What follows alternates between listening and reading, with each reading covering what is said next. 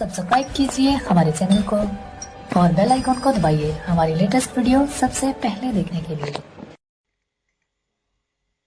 बिस्मिल्लाहिर्रहमानिर्रहीम। मोहतरम नाजरीन, अस्सलामु अलैकुम। इब्ने अब्बास से रवायत है कि हज़रत उमर रज़ी अल्लाह तआला अन्हा एक सुबह नमाज के लिए मस्जिद पहुँचे तो आपने देखा कि एक शख्स महराब में सोया हुआ है। आपने अपने गुलाम को हुक्म दिया कि इसे बेदार किया जाए। गुलाम ने करीब जाकर देखा तो पता चला कि एक जनाना लिबास में एक सर कटे हुए मर्द की लाश है। हज़रत उमर रज़ी अल्लाह तआला अन्हा ये देखकर हैरत में रह गए।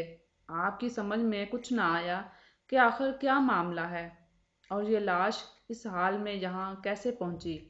आखिर आप इस मामले को सुलझाने के लिए हज़रत अली रज़ी अल्लाह तआला अन्हा की खिदमत में हाजिर हुए। आपने तमाम वाक़या हज़रत अली रज़ी अल्लाह तआला अन्हा के सामने दोहराया। आपने फरमाया, फ़िलहाल इस लाश को दफन कर दिया जाए और इस वक़्त का इंतज़ार किया जाए जब 9 माह बाद इस मुकाम पर एक बच्चा नज़र आएगा। इस वक़्त तक तमाम हाल सबके सामने खुलकर आ जाएंगे। हज़रत उमर रज़ी अल्लाह तआला अन्हा ने आपसे दरियाफ्त किया, क्या ये सब कुछ क्या है और आखिर 9 माह बाद बच्चा कहाँ से आएगा। आपने फरमाया, मुझे मेरे भाई हबीब खुदा सल्लल्लाहु अलैहि वसल्लम ने इस मामले की खबर पहले ही दे दी थी, इसलिए वक़्त का इंतज़ार किया जाए। वक़्त गुज़रता गया। ठीक 9 माह बाद एक सुबह हज़रत उमर रज़ी अल्लाह तआला अन्हा मस्जिद में दाखिल हुए। इसी मकाम पर जहाँ कुछ अरसा पहले एक सर कटे हुए मर्द की लाश मिली थी, इसी मेहराब से एक बच्चे के रोने की आवाज़ आई। आप करीब गए और इस बच्चे को गोद में उठाकर बेइख्तियार फरमाया, बेशक अल्लाह का रसूल सल्लल्लाहु अलैहि वसल्लम भी सच्चा है और इसके इब्ने अम भी सच्चे हैं। आप इस बच्चे को लेकर हज़रत अली रज़ी अल्लाह तआला अन्हा के पास गए। हज़रत अली रज़ी अल्लाह तआला अन्हा ने फरमाया, इस बच्चे के लिए एक अंसार दाइया का इंतज़ाम किया जाए जो इस बच्चे को दूध पिलाए और इसका तमाम खर्चा बैतुल माल से अदा किया जाए। आपके हुक्म के मुताबिक ऐसा ही किया गया। कुछ अरसे बाद ईद रमज़ान आई। हज़रत अली रज़ी अल्लाह तआला अन्हा ने फरमाया, इस बच्चे को अच्छी पोशाक पहनाकर ईद के दिन मस्जिद में ले जाया जाए और हुक्म दिया कि जो हज़रत अली रज़ी अल्लाह तआला अन्हा बच्चे को प्यार करे और दाइया को हुक्म दिया कि जो औरत इस बच्चे को प्यार करे और ये कहे कि ए मज़लूम, ए पसर मज़लूमा, बस इस औरत को मेरे पास लाया जाए। दाया आपके हुक्म के मुताबिक बच्चे को अच्छी पोशाक पहनाकर मस्जिद ले गई। वहाँ उसने देखा कि एक खूबसूरत लड़की ने आकर इस बच्चे को प्यार किया और वही अल्फाज दोहराए। फिर जब वो जाने लगी तो दाया ने इसका दामन पकड़ लिया और कहा कि मैं तुझे हज़रत अली अमीरुल मोमिनीन रज़ी अल्लाह तआला अन्हा के पास ले जाऊंगी। लड़की परेशान हुई और कहने लगी, खुदारा ऐसा ना कर, मुझे हज़रत अली रज़ी अल्लाह तआला अन्हा के सामने ना ले जा, मुझे शर्मिंदगी होगी। दाया इसको छोड़ने पर राज़ी ना हुई। आखिर इस लड़की को काफ़ी पैसों और अच्छे कपड़ों का लालच दिया और कहा, तो हज़रत अली रज़ी अल्लाह तआला अन्हा को कुछ ना बताना और ये बताना कि मुझे कोई औरत ही नहीं मिली थी और अगर इस तरह तो ईद उल अज़हा के दिन भी मुझे इस बच्चे से मिला देगी तो मैं तुझे इससे ज़्यादा कुछ दूंगी। दाया इस लालच में आ गई और वादा किया कि हज़रत अली रज़ी अल्लाह तआला अन्हा के सामने कुछ ना बताऊंगी। दाया हज़रत अली रज़ी अल्लाह तआला अन्हा की खिदमत में हाजिर हुई। हज़रत अली रज़ी अल्लाह तआला अन्हा ने दरियाफ्त किया तो दाया ने जवाब दिया कि मस्जिद में ना तो किसी औरत ने इस बच्चे से प्यार किया और ना ही किसी ने वो अल्फाज अदा किए जो आपने इरशाद फरमाए थे। आपने दाया का कलाम सुनने के बाद फरमाया, तू सब कुछ झूठ कह रही है। सच तो यह है कि वो जवान लड़की आई, तूने इसका दामन पकड़ा, इस लड़की ने तेरे सामने इल्तिजा की और तुझे अनाम का लालच दिया और तू मान गई। اور تو نے وعدہ کیا کہ میں عید الاضحیٰ کے دن پھر اس بچے کو لاؤں گی جس کے عوض وہ لڑکی تجھے بہت سا انعام دے گی۔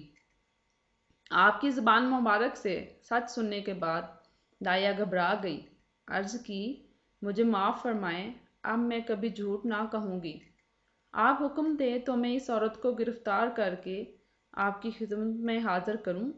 آپ نے فرمایا نہیں، اب تم عید کا انتظار کرو، جب وہ تمہیں ملے تو میرے پاس لے آنا۔ پس وقت گزرتا گیا، عید الاضحیٰ کا دن آیا اور دایا بچے کو اچھی پوشاک پہنا کر مسجد لے گئی۔ ابھی کچھ دیر ہی گزری تھی کہ وہ جوان لڑکی آئی اور بچے کو اپنی گود میں لے کر پیار کرنے لگی۔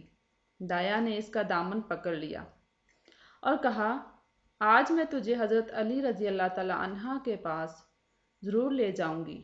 لڑکی نے لاکھ کہا مگر دایا نہ مانی۔ دایا اس لڑکی کو ساتھ لے کر حضرت علی رضی اللہ تعالیٰ عنہ کی خدمت میں حاضر ہوئی۔ آپ نے اس سے مخاطب ہو کر فرمایا جو کچھ گزرا ہے میں بیان کروں یا تم کرو گی؟ لڑکی نے عرض کی میں خود بیان کرتی ہوں۔ لڑکی نے بیان شروع کیا، میرا باپ عمر بن سعد جو رسول اللہ صلی اللہ علیہ وآلہ وسلم کی حمل کعبی میں شہید ہوئے، میری ماں حضرت ابو بکر رضی اللہ تعالیٰ عنہ کے دور میں انتقال کر گئی، میں تنہا رہ گئی، ہمسائے کی لڑکیوں کے ساتھ مانوس ہو کر انہی کے ساتھ وقت گزارتی رہی۔ ہمسائے کے سب لوگ میرا بے حد خیال رکھتے۔ ایک دن کا ذکر ہے کہ میں ہمسائے کی چند انصار و مہاجرین لڑکیوں کے ساتھ بیٹھی تھی کہ ضعیف عورت ایک ہاتھ میں لاٹھی اور دوسرے ہاتھ میں تسبیح تھی ہماری طرف آئی۔ سب لڑکیوں سے ملی، سب کا نام دریافت کیا، سب کی خیریت دریافت کی، آخر مجھ سے ملی، میرا نام پر دریافت کیا۔ میں نے بتایا کہ میرا نام جمیلہ ہے، میرے باپ عمر بن سعد تھے جو شہید ہو چکے ہیں، میری ماں بھی انتقال کر چکی ہے۔ اس بڑھیا نے پوچھا کیا تیری شادی ہوئی ہے؟ میں نے کہا نہیں۔ یہ سن کر کہنے لگی کہ تو کیسی لڑکی ہے کہ بغیر شوہر کے زندہ ہے؟ میرے حالات سن کر رونے لگی اور مجھ سے ہمدردی جتانے لگی۔ مجھ سے کہنے لگی کہ اگر تو میری خدمت پسند کرے تو میں حاضر ہوں۔ میں نے بھی ہاں کر دی۔ اس بڑھیا نے کہا کہ اگر ایک شفیق ماں کی طرح میں تیرا خیال رکھوں گی، تجھے کوئی غم نہ ہونے دوں گی، تیری ہر خوشی کا خیال رکھوں گی۔ میں اس بڑھی عورت کو اپنے گھر لے آئی، ہر طرح سے وہ میرا خیال رکھتی، میں بھی ایک شفیق ماں کی حیثیت سے اس کا احترام کرتی اور اس کا ہر طرح سے خیال رکھتے ہوئے جب وہ روزہ افطار کا وقت آیا تو میں نے اس کے لیے مناسب کھانے کا انتظام کیا۔ بڑھیا اس کھانے کو دیکھ کر رونے لگی اور کہا اے دختر، میں تو اللہ والی ہوں، میری یہ غذا نہیں، مجھے صرف نمک اور جو کی روٹی چاہیے، یہ میری خوراک ہے۔ اس لیے تجھے ایک اچھے ساتھی کی ضرورت ہے جو تیرا ہر طرح کا خیال رکھے۔ اگر تو اجازت دے تو میں اپنی بیٹی کو لے آؤں جو تیری ہم عمر ہے، جو کہ انتہائی متقی و پرہیزگاری و نمازی ہے۔ میں نے اس لڑکی کی اتنی تعریف سنی تو بے اختیار کہا کہ اسے فوراً لے آؤ، اس طرح میرا دل بھی بہل جائے گا اور اس صحبت سے اچھے اثرات مرتب ہوں گے۔ بڑھیا میرے اصرار پر اسی وقت ہی اپنے بیٹی کو لینے کے لیے روانہ ہوئی۔ کچھ دیر بعد تنہا ہی واپس آئی تو میں نے پوچھا میری بہن کو کیوں نہیں لائی؟ بڑھیا نے جواب دیا کہ میری بیٹی تنہائی پسند ہے، اس کا سارا دن اللہ کی یاد میں گزرتا ہے، تیرے گھر میں اکثر مہاجر انصار کی لڑکیاں آتی ہیں، اس وجہ سے اس نے یہاں آنا پسند نہیں کیا۔ بڑھیا کا جواب سن کر میں اور زیادہ متاثر ہوئی اور میرے دل میں اس لڑکی سے ملنے کی تڑپ اور بڑھی۔ میں نے بڑھیا سے وعدہ کیا کہ اب میں کسی کو اپنے گھر نہ آنے دوں گی، آپ فوراً جا کر میری بہن کو لے آئیں۔ بڑھیا میرے اصرار پر اسی وقت روانہ ہوئی۔ کچھ دیر بعد ہی بڑھیا ایک جوان عورت کو اپنے ہمراہ لیے ہوئے اندر آئی۔ اس عورت نے اپنے جسم کو چاروں طرف سے چھپایا ہوا تھا، صرف اس کی دو آنکھیں نظر آ رہی تھیں۔ یہ جوان عورت دروازے پر آ کر کھڑی ہو گئی۔ میں نے کہا کہ بہن اندر کیوں نہیں آتی؟ بڑھیا نے جواب دیا، یہ لڑکی بڑی حیادار ہے، اسے شرم آتی ہے۔ یہ کہہ کر باہر چلی گئی کہ میں اپنے گھر کو تالا لگا آتی ہوں۔ بڑھیا کے جانے کے بعد میں نے اس عورت سے کہا کہ بہن برقع اتار کر آرام سے بیٹھو، یہ تمہارا اپنا گھر ہے۔ اس عورت نے سر کے اشارے سے باہر کے دروازے کو بند کرنے کے لیے کہا۔ میں سمجھ گئی کہ باہر کا دروازہ کھلا ہوا ہے، یہ چاہتی ہے بند کر دیا جائے۔ میں دوبارہ بند کر کے اندر کے کمرے میں داخل ہوئی۔ وہ عورت اسی طرح کپڑا لپیٹ کر پلنگ پر بیٹھی تھی۔ میں نے ہاتھ سے اس کی چادر کھینچ لی۔ چادر کھینچتے ہی یہ دیکھ کر میں پریشان ہو گئی کہ یہ عورت تو نہیں بلکہ سیاہ داڑھی والا ایک بلند قامت مضبوط جسم کا ایک مرد ہے۔ میں اسے دیکھ کر آپے سے باہر ہو گئی۔ میں نے کہا، کیوں مجھ یتیم پر ظلم کرتا ہے؟ خدا کا خوف کر، کیوں میری رسوائی کرتا ہے؟ کوئی دیکھ لے گا تو میں کہیں کی نہیں رہوں گی۔ خدا کے لیے خاموشی سے یہاں سے نکل جا۔ لاکھ اس کی التجا کرتی رہی مگر اسے مجھ پر رحم نہیں آیا۔ میں اس کے قریب سے اٹھ کر بھاگنا چاہتی تھی مگر اس ظالم نے اپنے مضبوط بازوؤں میں مجھے زور سے سمیٹ لیا۔ اس میں مجھ پر رحم نہیں آیا، اس نے مجھ پر اپنی گرفت مضبوط کر دی۔ میں نے قریب پڑی ہوئی چھری سے اس پر وار کیا اور پہلے ہی وار میں اس کی گردن تن سے جدا کر دی۔ جب رات ہوئی تو اس کی لاش مسجد کے محراب میں رکھ دی۔ کچھ دنوں بعد احساس ہوا کہ حمل ٹھہر گیا ہے۔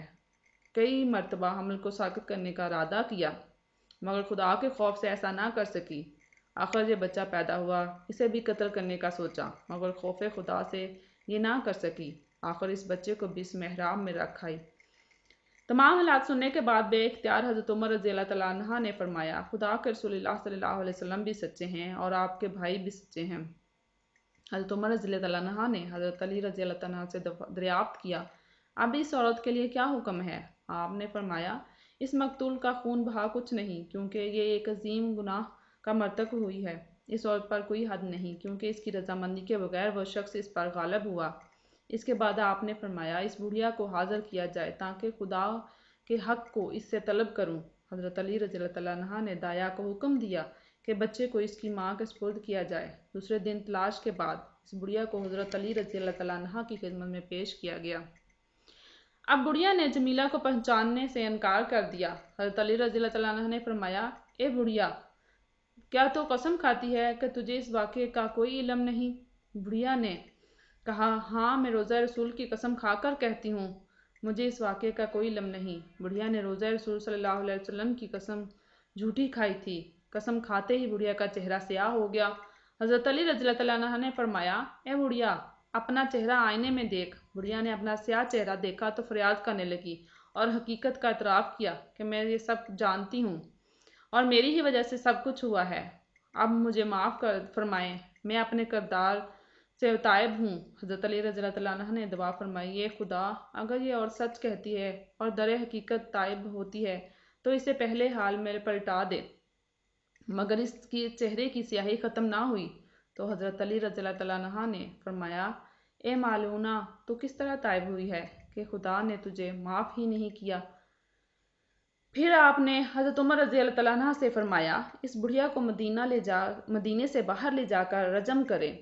تو دیکھا پیارے اسلامی بھائیوں اور بہنوں کہ گناہ کرنے کا اور جھوٹ بولنے کا کتنا برا نتیجہ ہے۔ اللہ ہم سب کو ہدایت دے اور ہمیشہ سچ بولنے کی توفیق عطا فرمائے۔ اللہ آپ سب کا حامی و ناصر ہو، دعاؤں میں یاد رکھیے گا۔ اللہ حافظ۔